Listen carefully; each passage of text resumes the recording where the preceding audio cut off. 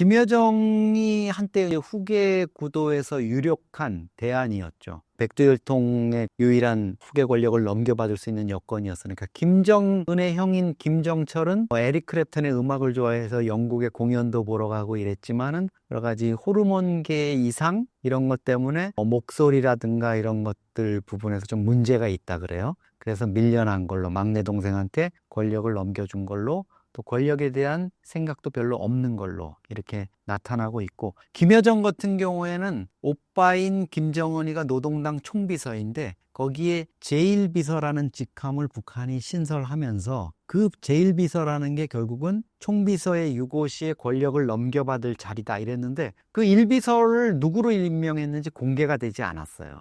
그래서 이게 김여정이다, 권력을 넘겨받을 거다, 이렇게 얘기가 많이 나왔는데, 사실 북한이 후계자 문제와 관련해서는 오래전부터 만들어 놓은 바이블로 볼 수 있는 책이 있어요. 후계자론이라는. 박사 논문을 쓸 때 그 후계자론을 가지고 썼기 때문에 그 내용을 자세히 들여다봤는데, 그 중에서 이제 하나 제가 지적드리고 싶은 말씀은, 김주애가 또 김여정이 여자이기 때문에 후계자가 될 수 없다 이렇게 보는 거는 넌센스예요. 왜냐하면 많은 분들이 북한이 가부장제고 여성을 그렇게 우대하지 않고 남녀 차별이 있으니까 여성이 어떻게 후계자가 되냐, 봉건적인 그런 체제에서 이렇게 얘기하는데, 그 북한의 후계자론에 보면 수령의 풍모를 그대로 빼어 닮은 사람이라면, 그러니까 자질을 갖추고 있다면 그가 남성이든 여성이든 개의치 않는다고 규정하고 있어요. 그만큼 이제 그 부분에 대해서는 열어놓고 있는 거죠. 한 가지 분명하게 말씀드리고 싶은 거는, 김여정은 후계자가 될 수는 없어요.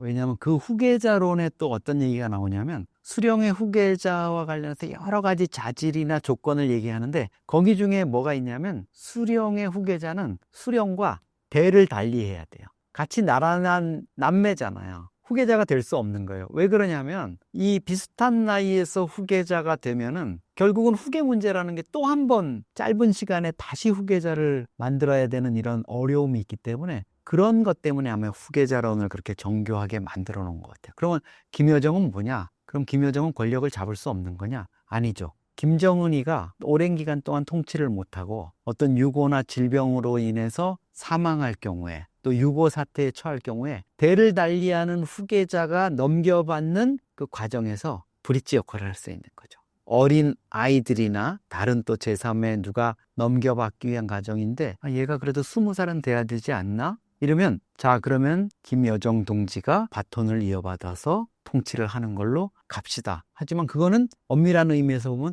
후계자는 아니에요. 권력 관리자라고 볼 수 있죠. 이 원만하게 넘겨갈 수 있는. 그런 의미에서 보면 김주애는 김여정과 어떤 권력 구도 그 과정에서 약간 좀 경쟁 구도를 생각할 수도 있지만, 김주애 입장에서는 고모인 여정의 어떤 후견 세력으로 지원을 받아야 되는 이런 입장일 가능성이 더 많은 거죠. 그리고 지금은 무엇보다도 김정은의 건강 상태라 이런 부분들이 아직은 당장 임박한 어떤 위험이나 이런 게 없으니까, 급작스러운 어떤 사망을 하거나 유고를 할 경우에 그런 시나리오가 가능하다는 말씀입니다.